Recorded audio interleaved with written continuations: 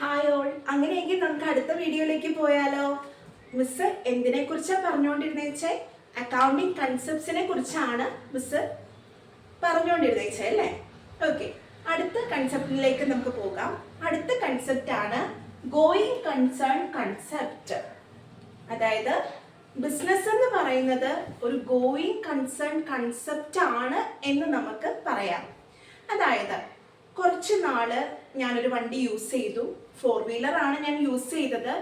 ഞാനൊരു 5 വർഷങ്ങൾക്ക് ശേഷം പെട്ടെന്ന് ഞാനത് വിൽക്കാൻ തീരുമാനിക്കുകയാണെന്ന് കരുതാം. ഓക്കെ, അപ്പോൾ ഞാൻ അതിനു വേണ്ടി ആളെ തേടി, ആളൊത്തു വന്നു, ഞാൻ ആ വണ്ടി വിറ്റു. അത് നമുക്ക് ബിസിനസ്സാണെന്ന് പറയാൻ പറ്റുമോ? ഇല്ല.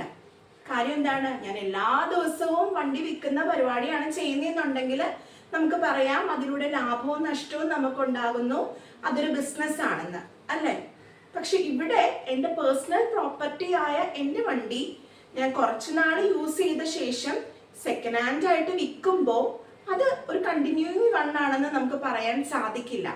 അപ്പം എന്ത് ആക്ടിവിറ്റി ആണോ നമ്മൾ ചെയ്യുന്നത് അത് കണ്ടിന്യൂസ് ആയിട്ട് നിർത്താതെ ഒരു ലോങ് പീരീഡിലേക്ക് നമ്മൾ ചെയ്യുകയാണെന്നുണ്ടെങ്കിൽ അതിനെ നമുക്ക് ബിസിനസ് എന്ന് വിളിക്കാം.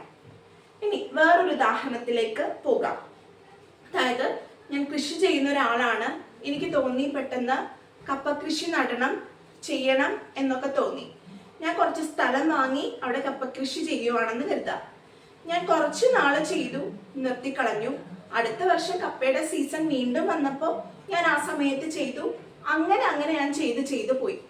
അതായത് കൃഷിയുടെ വിളവിന് ശേഷം വീണ്ടും ഞാൻ വിത്തിറക്കി, വിളവ് കൊയ്തു. അങ്ങനെ ഒരുപാട് നാളുകൾ ഞാൻ ആ കൃഷി ചെയ്തുകൊണ്ടിരുന്നു. അപ്പോൾ അത് നമുക്ക് ഒരു കണ്ടിന്യൂറ്റി ഉണ്ട് എന്ന് പറയാം, അല്ലേ? It's A business. അതായത് എന്ത് ബിസിനസ് ആക്ടിവിറ്റി ആണോ നമ്മൾ കണ്ടിന്യൂസ് ആയിട്ട് ചെയ്യുന്നത് അതിനെ നമുക്ക് ബിസിനസ് എന്ന് വിളിക്കാം. ഇപ്പൊ ബിസിനസിന്റെ ആ ഒരു ആശയത്തെയാണ് നമ്മൾ എന്ത് പറയുന്നത്? അതായത് ഗോയിങ് കൺസേൺ കൺസെപ്റ്റ് എന്ന് പറയുന്നത്. ഇപ്പൊ എങ്ങനെയുള്ളതിനാണ് നമ്മൾ ഗോയിങ് കൺസേൺ കൺസെപ്റ്റ് എന്ന് പറയുന്നത്? എന്ത് പ്രവൃത്തിയാണോ നമ്മൾ ചെയ്യുന്നത് അത് കണ്ടിന്യൂസ് ആയിട്ട് നമ്മൾ ചെയ്യുവാണെങ്കിൽ അതിനെ ബിസിനസ് ആക്ടിവിറ്റി എന്ന് നമുക്ക് വിളിക്കാം. അപ്പൊ മിസ്സിന്റെ ഈ ഒരു ടോപ്പിക്ക് എല്ലാവർക്കും മനസ്സിലായി എന്ന് മിസ് വിചാരിക്കുന്നു. അടുത്ത വീഡിയോ ആയിട്ട് നമുക്ക് കാണാം.